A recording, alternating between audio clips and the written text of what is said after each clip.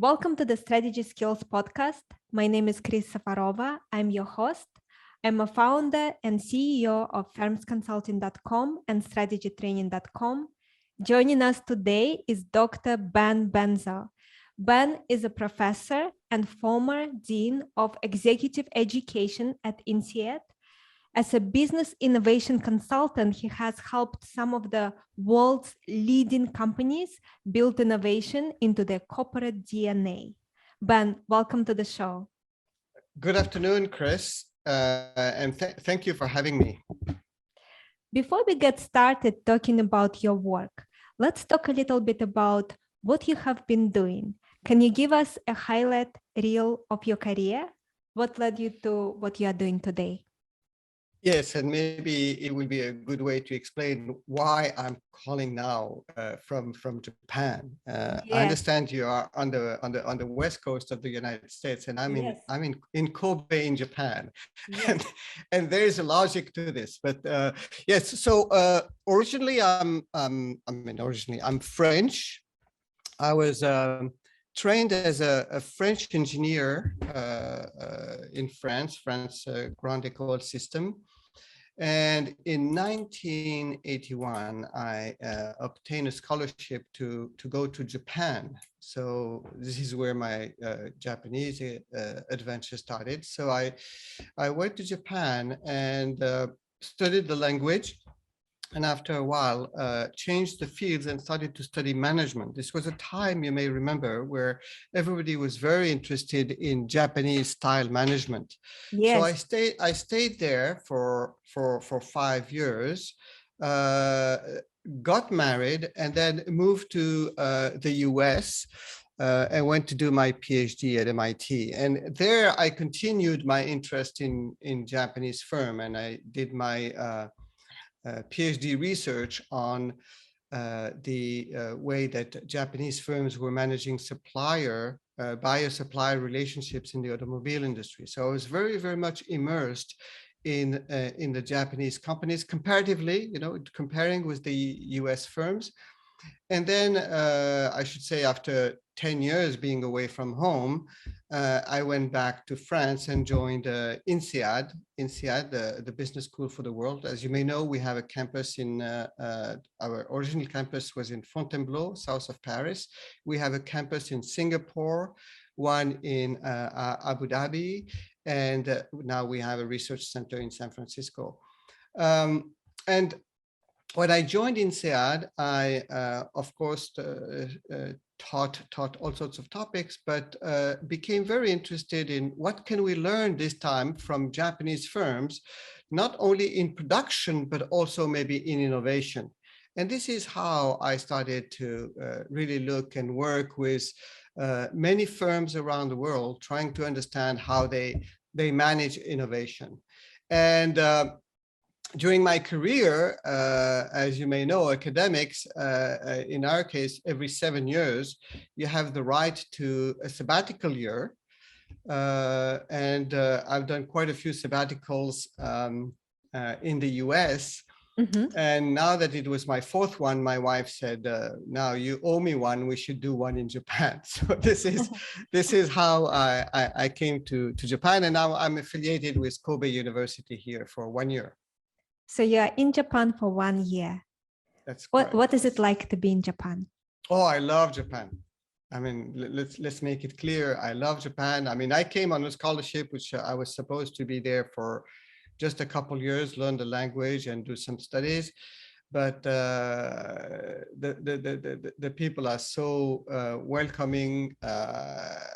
It's fantastic. I fell in love with the country, with my wife as well. But and as a matter of fact, also from a professional point of view, it is a very interesting comparative point for me, because this is let's call it a capitalistic system and a business system, which is very different from the Anglo-Saxon system that I was trained in. So doing the comparison, is very interesting to me. So when it comes to innovation, for instance, it was interesting to also look at how do people approach the topic of innovation given their cultural context. So for me, not only from a personal point of view, as I said, Japan is my second home. But from a professional point of view, I found it extremely exciting and interesting to compare and stretch the concepts and to see whether what I study, for instance, about innovation and how firms innovate, how does that apply, or how would it work in a different cultural context? So I'm very much interested in concepts of innovation, as I mentioned earlier, but I'm even more interested in looking at how they can be embedded in different cultural contexts. But then what are some differences you are noticing in Japan in terms of how Japanese corporate leaders approach innovation versus, let's say, United States? I would say that there are differences, and of course the differences are very much affected by the context they have. I mean, you know, every company in the world operates within an institutional system with a labor system, a legal system, a cultural context which is different. But what is I found very interesting to me is more about what were the similarities and how we can think of approaches or systematic approaches that can work in different contexts. So let me kind of be a bit more specific. Through the research that I've done, I found that many people, including in Japan, and maybe this is the result of how people are globally educated these days, but many people think that you need a genius leader or to be a startup to innovate. That's not true. As I said, during the work I do, I found established, even centuries old companies, including in Japan, by the way, that can innovate. How do they do this? Well, they don't necessarily look for huge industry changing effects, but for small and important changes in unexpected places. And they use continuous innovation, continuous and systematic innovation, innovation of all kinds, and innovation driven by everyone. And in that sense, I see this very powerful in Japan, because as I was mentioning, I did my first research kind of career, started looking at Japanese firms, and they had something called total quality management. They kind of started and embedded processes into production systems. So this is not so different. So my research showed that it's not only the genius leader, it's not only the R&D that can innovate, but everybody can innovate. And this is true wherever you go. Now the question is, how do you enlist and leverage the innovating capabilities of everybody in the organization? And this is really where my work has been leading me to. Perhaps you could define some terms for us. What does it mean to you to innovate? And would you explain a distinction you draw between innovation and innovating? Yes, I mean, this is a quite interesting phenomena that I've discovered over the years. I mean, to be honest, I've been doing work on the subject of innovation and helping companies build innovating cultures for more than 15, 20 years. And I've discovered, doing it on a regular basis, that the word you use has a different effect on people. So I noticed that the word innovation itself is very intimidating to frontline people. And on particularly if you start to put qualifiers like disruptive innovation or creating a new market space. It gets, when I talk to people about innovation in that sense, it's intimidating. It creates a sense of anxiety, and I can feel a tension in the room. And then, of course, this is total serendipitous, but by accident, I started to use the word innovating as a verb, not the noun, but the verb, or to innovate. Let's try to innovate. And then suddenly I felt that the tension and the stress would go away. And I wondered what was happening. And I realized that people understood immediately that when you talk about innovation, usually they associate with it a product or a service, but definitely an outcome, a result. Okay, let's find an innovation. So this is about finding a result. And that is really stressful and intimidating. But if you say to innovate, people immediately understand that this is about a process. It's about action. It's about activities. And action and activities, you can learn. If it's about a behavior, we can teach people, we can train people to do certain actions, and we can motivate them for certain behavior or attitude. So I quickly discovered that by focusing not on innovation as the output, but on the process and how we can build skills and train people in innovating, frontline people felt much more engaged. So I don't know if this is a metaphor that can speak for you, but I usually talk about the metaphor of the iceberg, where you see only a small mountain on the top emerging above the water, and then below you have the mass of the ice. So for me, innovation as a noun, the product, is what we see above the water. And innovating and building innovating capabilities is what we don't see, which is under the water, is the mass of capability. And if you will, I discovered that, of course, you might sometimes have geniuses, and R&D might generate innovation on their own, but to be an innovative organization, you need to build the capabilities that are under the water. And this is really what my work led me to, is to reflect and look at companies that were able to build the innovating capabilities across the organization, what is under the water. And then if you have built this collective, it's not about individuals, it's about this collective genius, this collective capability, then you will generate innovations, you will generate products and services. So really my work ended up focusing not so much on how to detect geniuses or how to help individuals become more innovative, but it's more about how you can create these innovating capability, collective capability, where anyone can innovate. Second, you can innovate in anything you do. It's not only about your product and your services. You can also innovate in your processes, in your functions, and more importantly, you can make innovating, the verb, you remember, a habit, something that people do on a regular basis. I love this analogy that you have with the iceberg. And you are so right.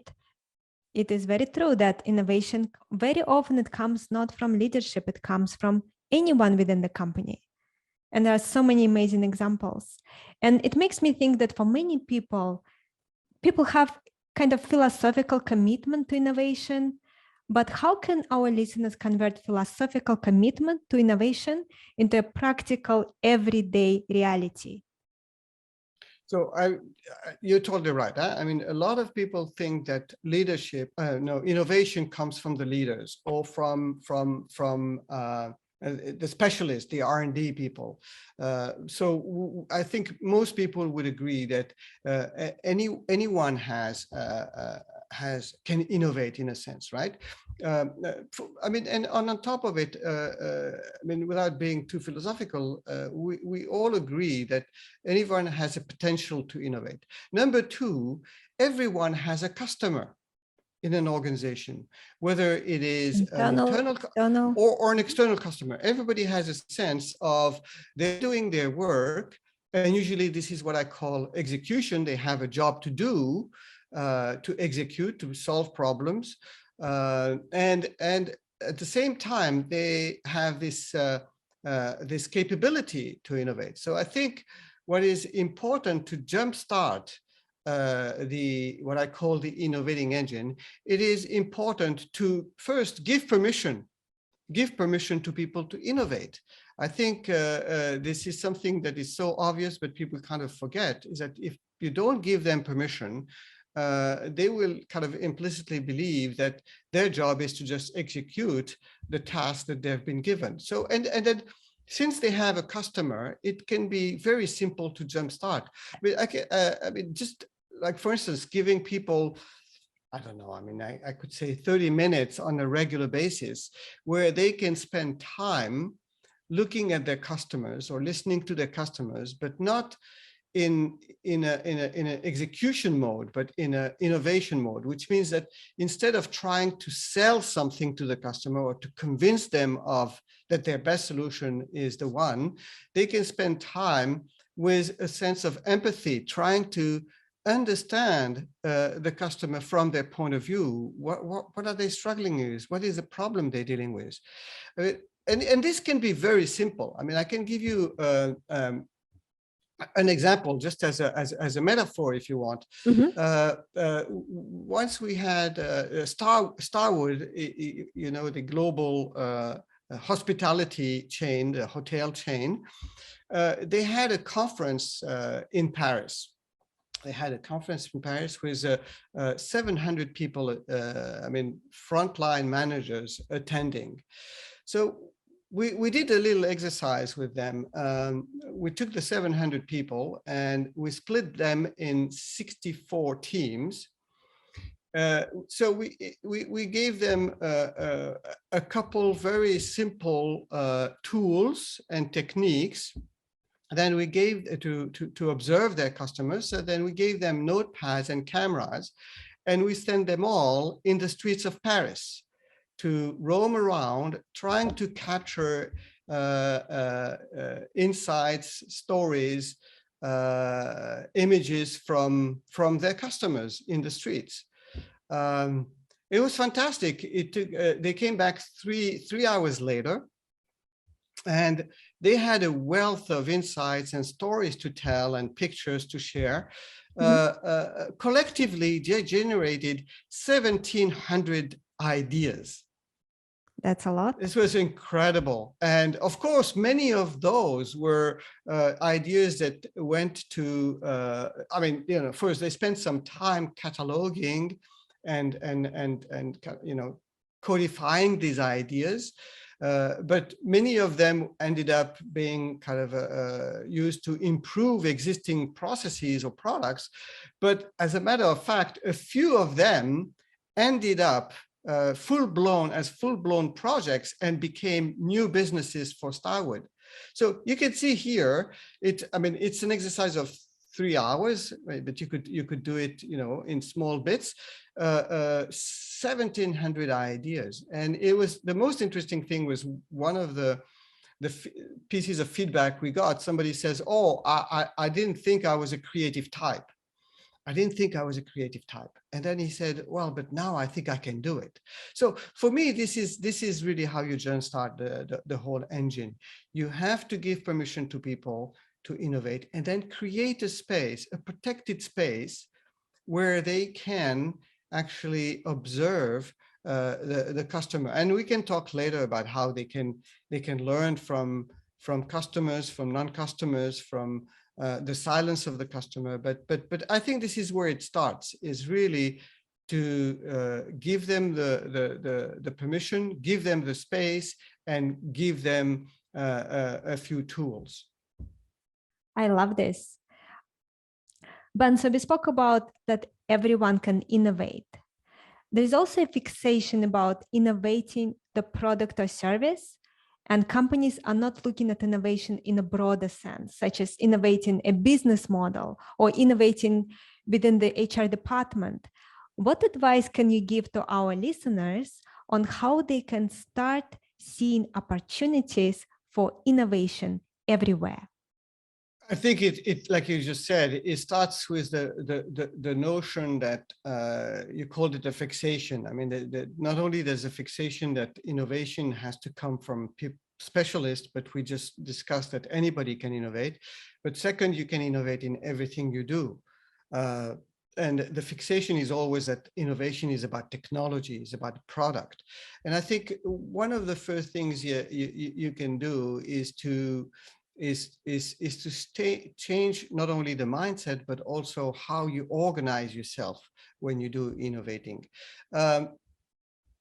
As I like to say, companies, any organization, as a matter of fact, has to excel at two somewhat different and contradictory activities. First, they have to execute today's strategy. This is, they have to design and deliver the products that their customers expect. And they have to, and we know that managers all around the world spend a lifetime trying to perfect their execution skills. So this is what I usually refer as execution and the execution engine. But at the same time, they need to prepare the organization's future. They have to rethink, reimagine the future of the organization. They have to reimagine their existing product, but also come up with products and services that nobody had thought about before. So you can see that at any time, managers have to excel at those two tasks, executing and innovating. So when they are in execution engine, the thing is that they're very often organized, and this is fine.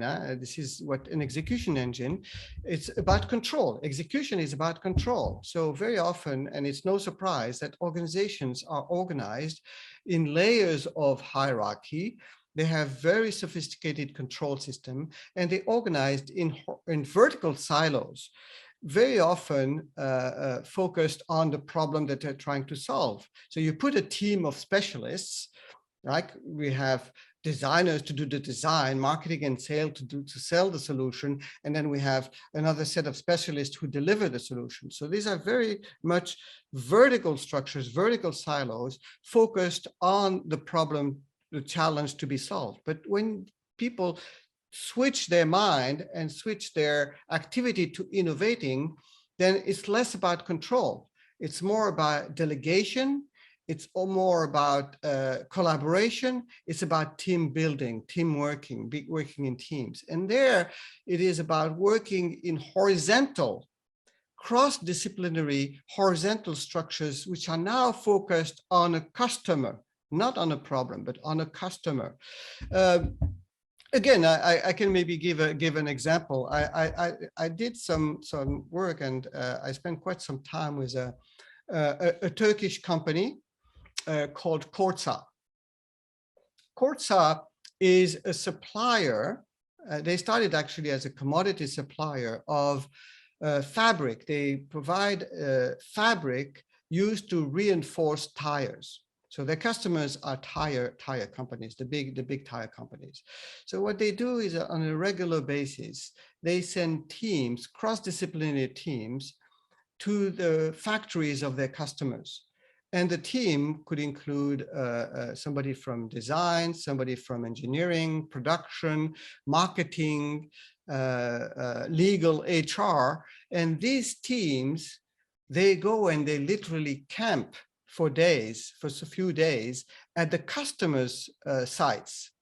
And they just roam around, look at what's happening, and talk to the workers about what they see. So Now, when you have a cross-disciplinary team working on a customer and trying to understand what the customer is trying to do, you never know where the idea is going to come from, who's going to see something that is a pain point for the customer or something that the customer desires. I'm always surprised that it's rarely those who we think are going to get the idea who actually have the interesting insight. So for instance, they were telling me that at one tire customer, one tire factory, some of the people in the team, they had noticed that the customers were having trouble safely handling rolls of fabric, reinforcing fabric. And you can see there, it was not clear who noticed that, but they immediately understood. They were peeking into a problem. They were seeing a problem that the customer never told them about. The customer never complained about it, never told them about. Maybe they didn't know about it, but it took a few days for the team to come back at Corsa and to study the problem, design a small methodology, a small process, train their customers, and they took care of the problem. So they taught the customer how to handle those roles using not 3 people and taking 30 minutes of resources, but they could do it now in 12 minutes with 1 person. So you can see, just putting these cross-functional teams at the customer, looking at the customer, not in a sell mode, trying to sell something, but trying to listen and observe the customer problems, can get you to actually jumpstart this innovation process where you can go beyond products. Because now the conclusion is that this Turkish company, which was a commodity supplier, had transformed itself into a very innovative supplier of services and processes to its customers. It has become a highly differentiated supplier on the basis of services. And by the way, just to finish, it is now one of the most innovative companies in Turkey. I think it's number 3 in terms of its innovative capability, and has received many national awards for innovation.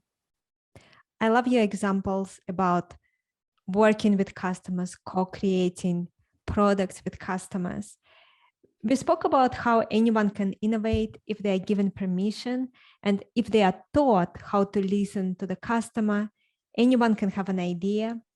Can we speak in more detail about how can companies develop a deeper understanding of customers and create a culture of collaborating with customers so they can offer the ideal combination of performance attributes, price, and other characteristics that customers need and want?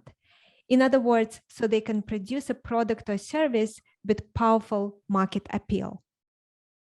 So for me, as I was saying, companies are functioning with two engines, right? We have the execution engine, which is essential.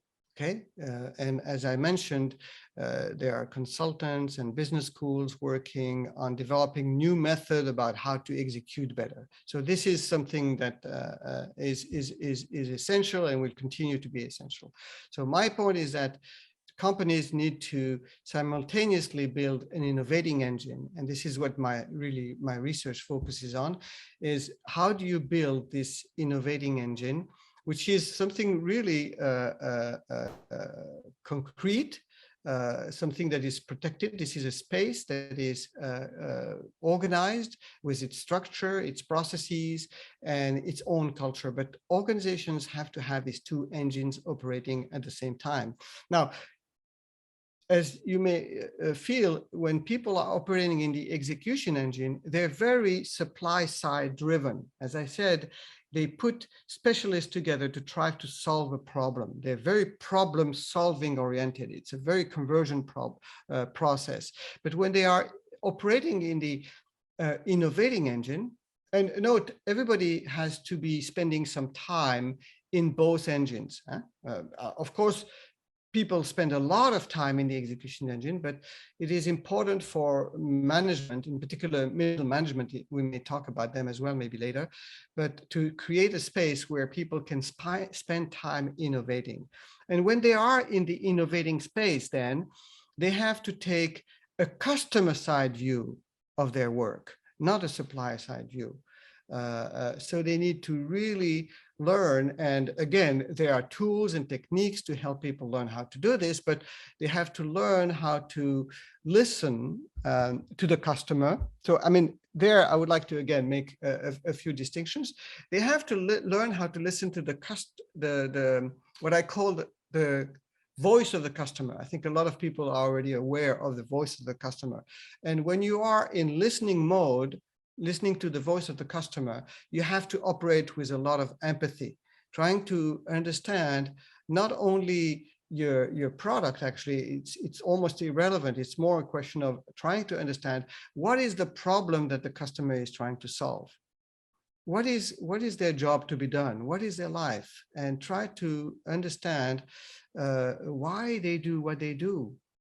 This is a very important one. What are the beliefs and the values that are driving them in doing what they do? Why they do what they do? Why they do it the way they do?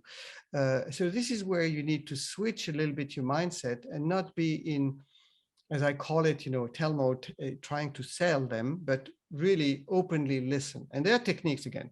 But there's another one that is also very important to learn to listen to, which I call the silence of the customer. Yes, tell us more about that.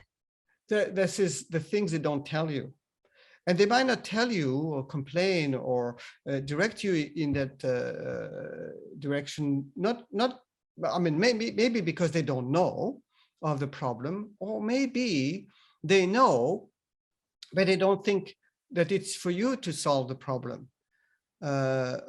Maybe an example can clarify what I'm talking about. This is how Philips, the Dutch consumer electronics and appliances company, developed the first kettle with a lime scale filter.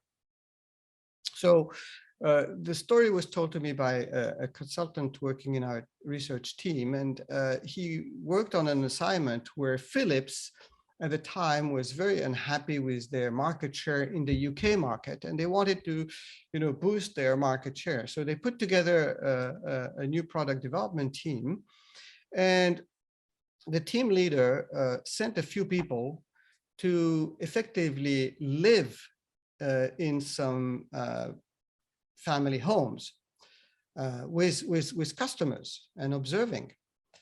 And in a few days, a few of them noticed a problem that nobody had told them about. And this was the lime scale. When they were boiling the tap water, in that part of England, they had calcium in the water. So when you boil the water, you end up with a little film, a little coat of lime scale, which is not very appetizing when you pour this in make your tea. And you can see this is obviously a problem the customers were fully aware of. I mean, they noticed that people were using their spoon and trying to fish for the lime scale and take it off the cup and drink their tea. But you see, the customers are fully aware of the problem, but they wouldn't complain to a kettle manufacturer about the lime scale in the water. They would, go to the water authorities or the water operator. So Philips, simply developed a mouse filter And you may want to check your kettles. Now, most kettles have that. And the mouth filter just stops the lime scale as you pour the water in the cup of tea. And as a result of that, not only Philips' market share, but the whole market bounced back because people started to change their kettle. So you see, this is a very good example of what I call the silence of the customer. The customer, I mean, there are many cases we know, and I can also give examples of many cases where the customer doesn't know they have a problem, or they have a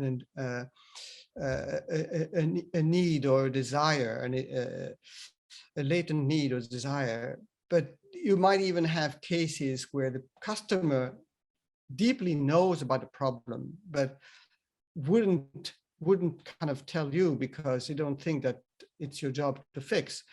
So it requires a different approach. I mean, not only I talked about empathy, but it requires techniques that now people talk a lot about design thinking. So a lot of the techniques are coming from design thinking about how to try to understand. And I propose also a set of tools and methodologies to codify in a very systematic way the life of the customer, so that you can see the problem of the lime scale problem, even though the customer doesn't talk to you about it.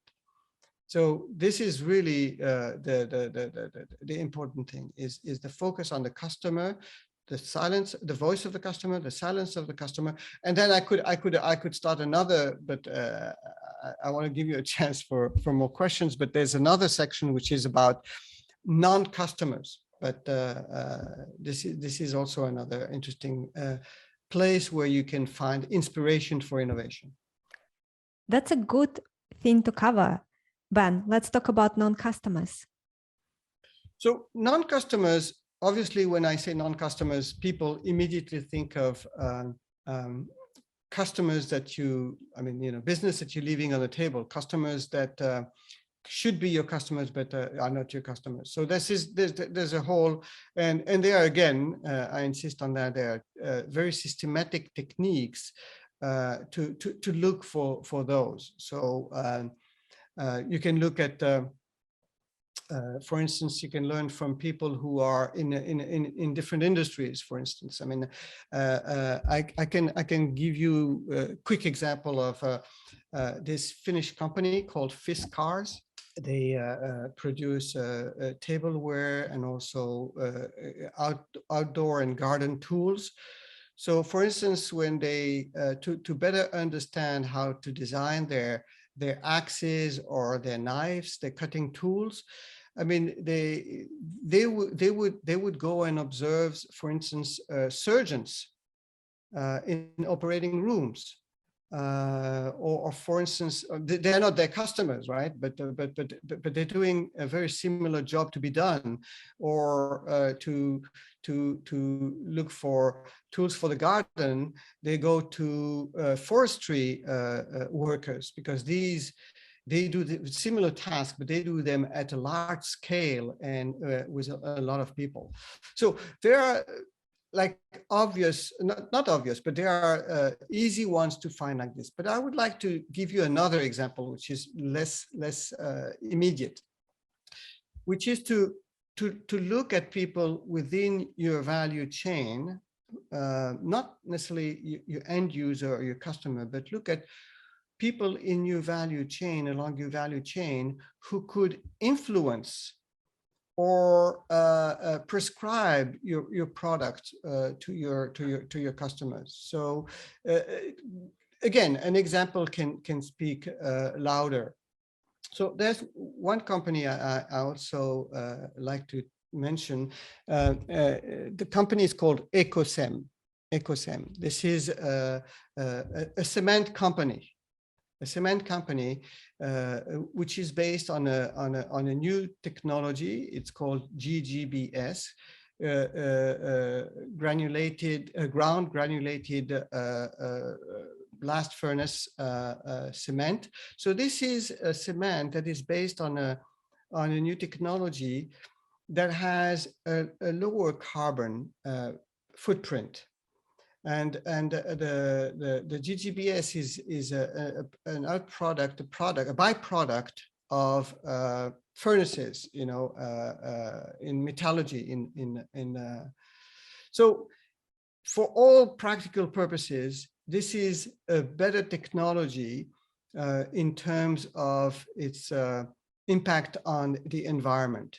Lower carbon footprint, and it's already a byproduct of another industry. However, the cement industry is an oligopoly dominated by a few big players who would have difficulty to retool to include GGBS technology. So when Ecosem started starting in the market, they had difficulties to convince their customers to adopt GGBS technology, even though it was more efficient and same quality, same performance, and lower carbon footprint. So the CEO understood one thing, is that he started to talk to the regulators. He started to actually make sure, it took him a long time, it took him about 4 years to get the regulators to include in their committees people who would know about GGBS technology. And over 4 years, he managed to get French regulators, I mean, this was in France, French regulators to allow GBBS technology in the market. So you can see here the innovation, I mean, the technology is the innovation, but the market innovation was not to focus on the end users, the customers, but to go to the regulators. So sometimes you need to look at the whole ecosystem in your business and focus on innovation that might create value, not necessarily for the customer that you're targeting, but somebody else in the ecosystem who will unlock the market for you. So this is another example of non-customers. As a matter of fact, if you classify them, there are 6 types of ways to look for non-customers, but I don't want to go through all of them now, but yeah. This is a very helpful way to think about it. It's a great way to find opportunities. It reminds me of a more common way of just looking at other industries and looking for things that you can borrow, but it's much broader. It opens so many more opportunities. Absolutely. And the other industries is one of, I said there were 6 ways, so is one of those ways. There are 5 more ways to really systematically look in different places. Like you instead of looking at your existing customers and your existing markets, you look under different rocks. So there are 6 other rocks you can look and find potential opportunities. Yes, absolutely. You're right, Chris. Ben, so can you tell us what are the other 5 rocks? I don't want our listeners not be able to sleep at night. So you can look at other industries. Within the same industry, you can look at different customer segments. You can borrow an idea from a segment and take it to another. So the industry is easy, right? You look at another industry, they're trying to solve a similar problem, but what can you learn from that? And you basically borrow. Let's be polite. Let's borrow the idea and bring it into your solution. You can learn from another customer segment. As I said, you can look at your whole value chain and try to focus on another key player. Like I said, you can look at your suppliers, for instance. You can look at regulators. You can look at distributors. You can look at prescribers. So you look somewhere else and you try to focus on those people. You can broaden the scope of what you do. So in a sense, you could almost say then that the kettle example I gave you, or actually there's another example that is much better that people can relate to. When you think about what IKEA, when they entered the market, was the playground for the children. Do you know about that? You know, in the IKEA stores, you can go Yes. with a family and you can leave your kids. Somebody's taking care for your kids. So if you think about it, the playground for the kids has nothing to do with furniture. It is helping customers solve a problem they had before going to the store, which is what to do with the kids.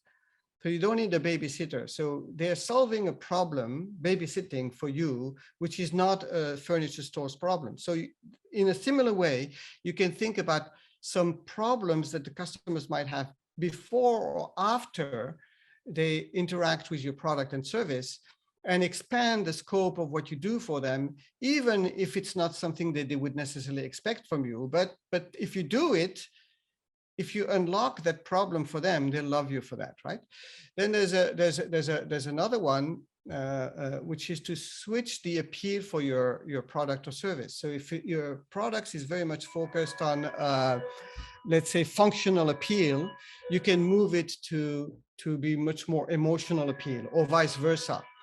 As a matter of fact, I can use the example that I just told you about Ecosem and the cement by actually bringing a new cement that has better environmental properties is actually switching or in adding.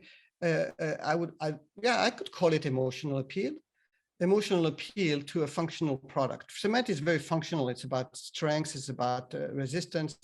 It has all sorts of physical properties. But by adding this environmental benefit, I think it adds an emotional appeal to the product.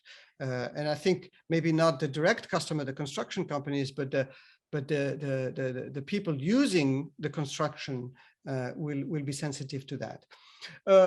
Another one is to not look at the customers of today. This is the sixth path. You look at the customers of the future. So you try to project on, it's kind of like scenario planning, but you kind of project on the future. I remember just quickly, an exercise I did once with a bank in Abu Dhabi, where these people were looking for ideas for their high wealth customers, very, very high wealth customers. And instead of focusing on their current customers, using the tools that I was teaching them, we got them to focus not on the customers of today, but the customers in 5 to 7 years. And they realized that those customers were actually teenagers today. So then they focused their mind on what can we do, what kind of products and services we can deliver to these people who are not our current customers now, but will become customers in a few years. So they started to actually develop services for them to start to build a brand loyalty with them. So again, I hope people will be able to go to sleep, and if not, they can find documentation about this 6 paths that I just talked about. Thank you, Ben. The world is getting very uncertain, very complicated, and as we spoke, relying on R&D to do all innovation is not going to be sufficient. You have to leverage the innovative capabilities of everyone in the organization. Anyone can innovate, even in HR, in legal. Innovation needs to become a habit, and you speak about it in your book as well. It needs to be a part of everyone's job. Yes. And I was wondering if you could share with our listeners some ideas on what they can do weekly, daily to develop this habit. Very good question. So as I just said, the important thing is really to recognize that anybody can innovate, anybody has a potential, anybody has a customer, and innovating is fundamentally about focusing on the customer. So I think, just like you said, a habit, I like to think of it as a muscle, and just like health conscious people go to the gym on a regular basis, people should also, on a very regular basis, get involved in any kind of innovating activity. And this can be them in trying to innovate or be part of the project that is trying to innovate something specific, or they can be part of a disciplinary team, and they can be representing, for instance, HR if they are in HR. They can be representing legal as legal, even though the project might be about something different.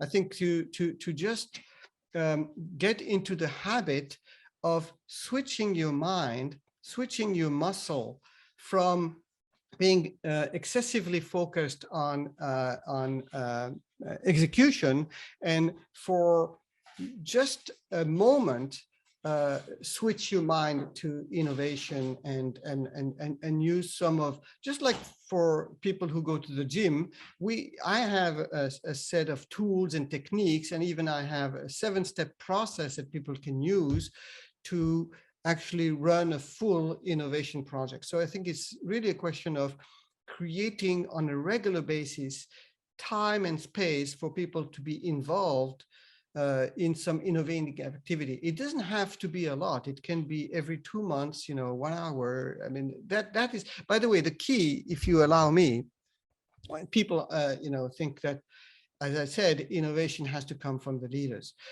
Everybody has a very important role to play. I mean, the leaders have a role to play. The ones that I'm very surprised in my research have a very critical role to play is the middle managers, and then the front line. So the front line are the ones who generate the ideas. The middle managers are the ones that connect the ideas and connect the innovators together. And the senior leaders are the ones who actually put innovation at the center of the company's strategy, are the ones who have to ultimately give permission. So all 3 layers have a role to play. And again, if we have time, I can give you another example. This is Bayer, the German global pharmacology and life sciences company. This is a company with a very rich history of scientific achievements coming from its scientists and its R&D.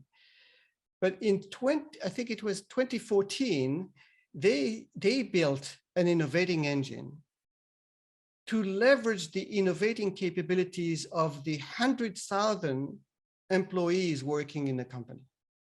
So first, they made the whole board responsible for innovation.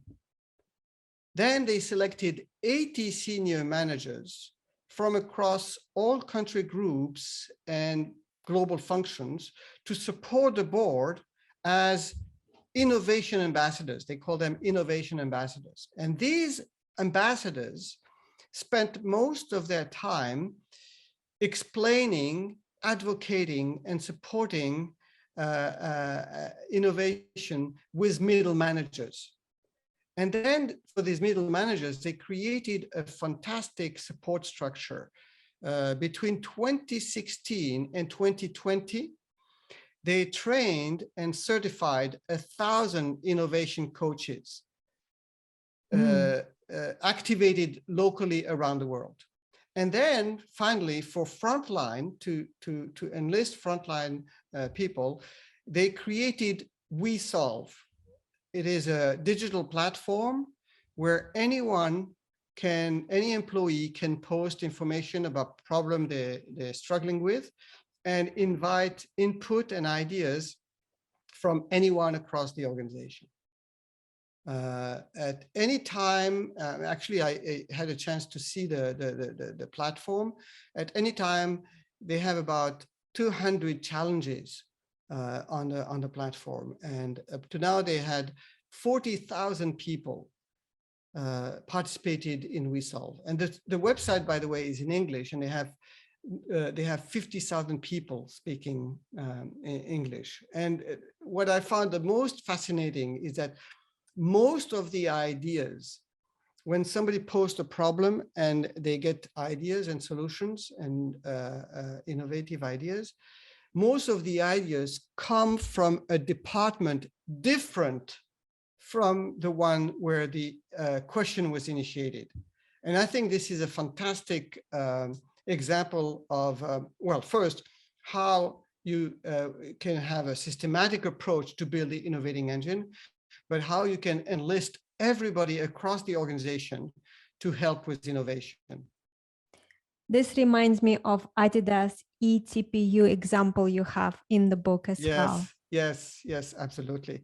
This is fantastic. I mean, I think for me, there are two critical spaces that need to be built in the company to stimulate and to support the innovating engine. One, there should be a space that is, how would I say, created to close the gap between the innovators and the customer. So you remember the example, I mean, I could give you another example, but you remember the example of Corsa when they send a team to the plants.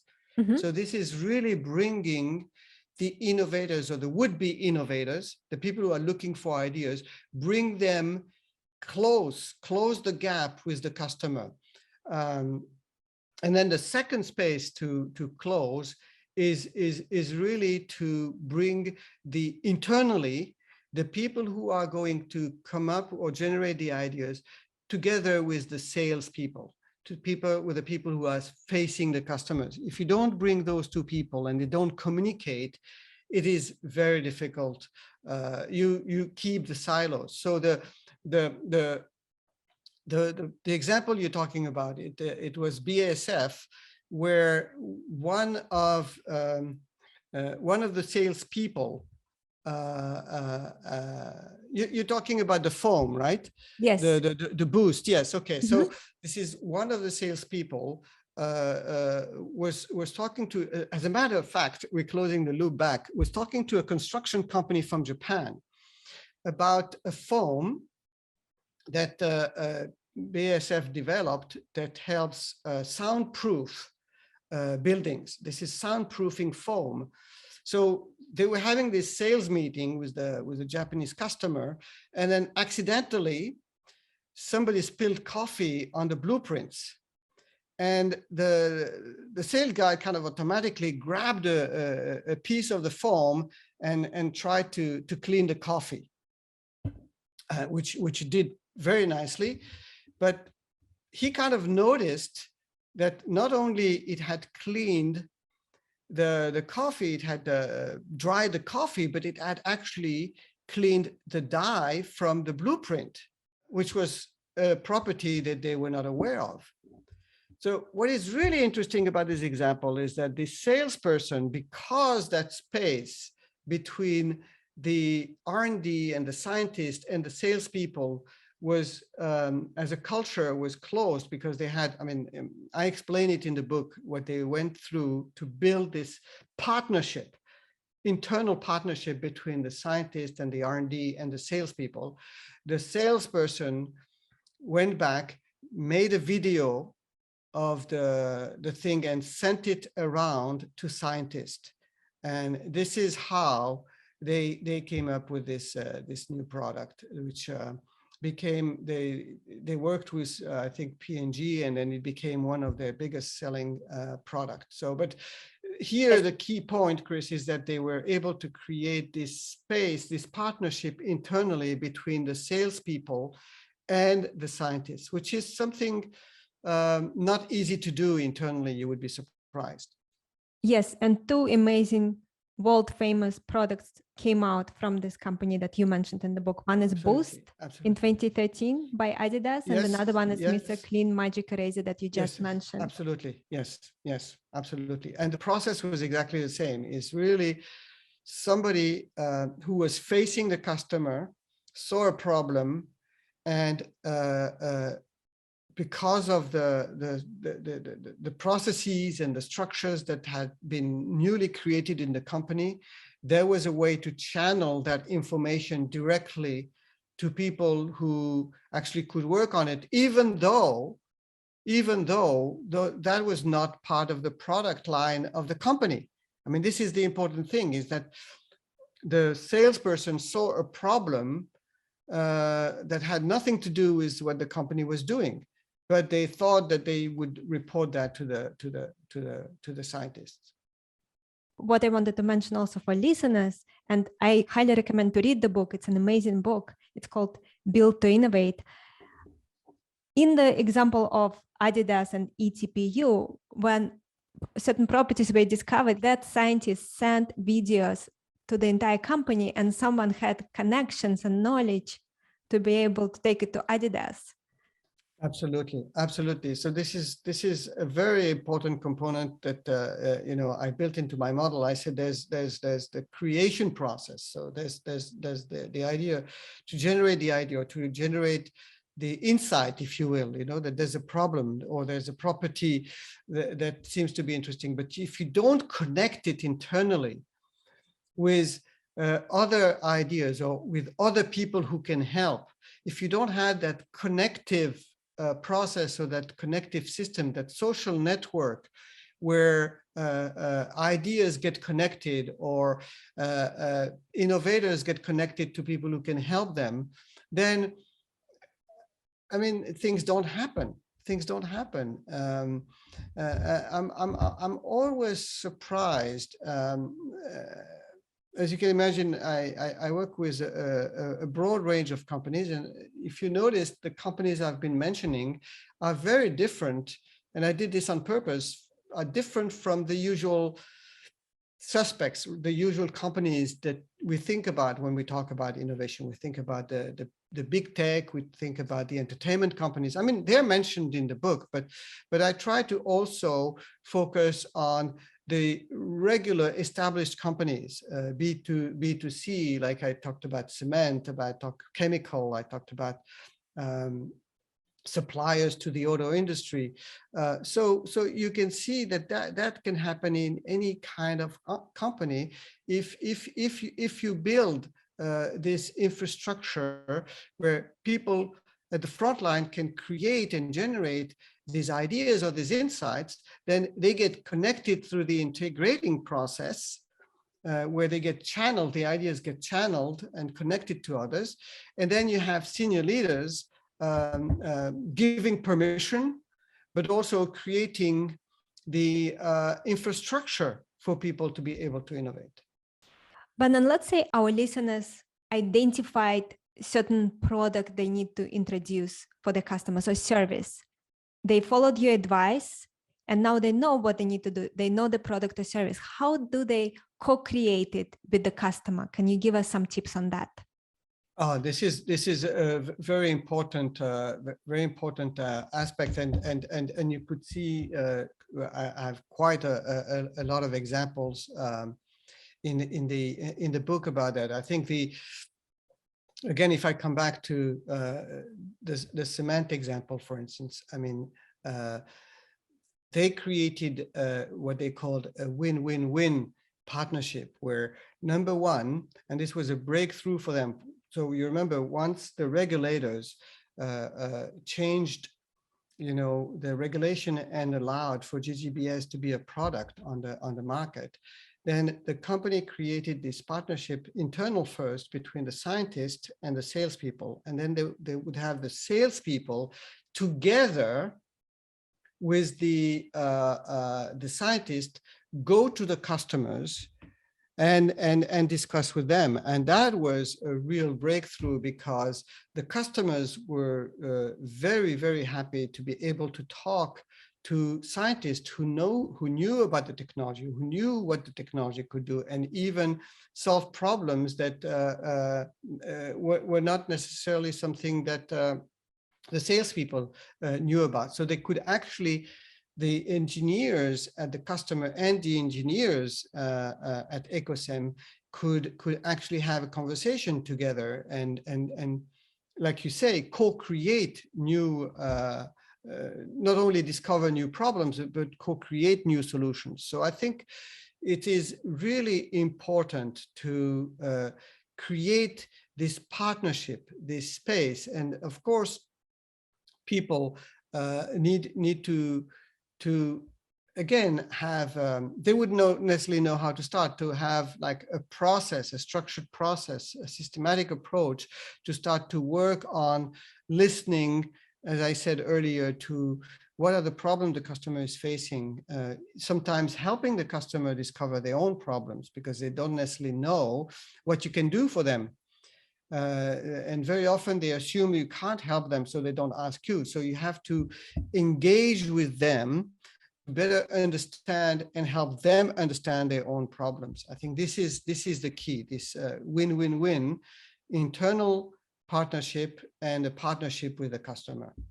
And if people don't necessarily know systematically how to co-create with the customers or how to find new ideas, they can use systematic tools. I mean, I'm quite agnostic about which methodology to use. I mean, people use design thinking, some other people use systematic innovation. There are quite a number of techniques out there. In the book, I describe a 7-step process that people can use together internally or with their customer to co-create. And just like I was saying earlier, people who go to the gym to practice and to strengthen their muscle, they use equipment to strengthen their upper body or their legs. And as you get stronger, which means that as you practice, the habit becomes internalized and the less you need the tools. In fact, your people and the customer internalize the tools and you don't need the tools anymore. But I noticed with the companies I worked with and the training that I offer, that people need at least 1 or 2 projects where they need to have a guidebook or a guiding framework to actually learn how to interview customers, how to observe in a plant, how to listen to the silence of the customer, how to work in teams, because creating a team with your customer internally is not easy, but also creating a joint team with your customer is not easy. So there are a few rules and principles to put in place. And once you've done this for once or twice on a project, then it becomes almost natural, second nature, and people can this way co-create with their customers, even broaden the business model to other players in the ecosystem. So in essence, I think the important thing is first to give permission to people to innovate beyond, the usual suspects of R&D or the specialist of innovation. Create a space internally, a partnership internally between the innovators and the people who are close to the customer. Create a space also to close the gap with the customer, and when needed, use a systematic tool and process until it becomes second nature. And this way you are able to create this, what I called innovating engine, where again, you can see anybody, now you can see more clearly how anybody can innovate. You can innovate in everything you do because tools and the processes can be applied to any problem. It is very generic. It can be applied to a product, to a process, and even to a function. And then if you are very careful, in particular, you remember the important role of middle managers. They are the ones who have to look after the innovating engine. They are the ones who have to create that space, give permission, make sure that everybody is involved in innovating activities on a regular basis. And then you will have a very nicely humming innovating engine. Thank you, Ben. Could you share with us 2-3 books that had the biggest impact on your career and your life? Oh, on my career altogether, or on let me stick with innovation per se, or what I talk about in the book. I think one of course is how it got started for me is a book by a colleague of mine at INSEAD, 2 colleagues of mine at INSEAD, Chang Kim and Renee Moborn. It's called Blue Ocean Strategy. And another one also that was very influential for me in terms of understanding the roles for innovation and the importance of the processes that I have in my framework, the BTI framework, is a book by Sumantra Ghoshal and Christopher Bartlett. It's called The Individualized Corporation. Mm-hmm. Thank you These so would much. be two good references for me. Before we wrap up, is there anything else you would like to share?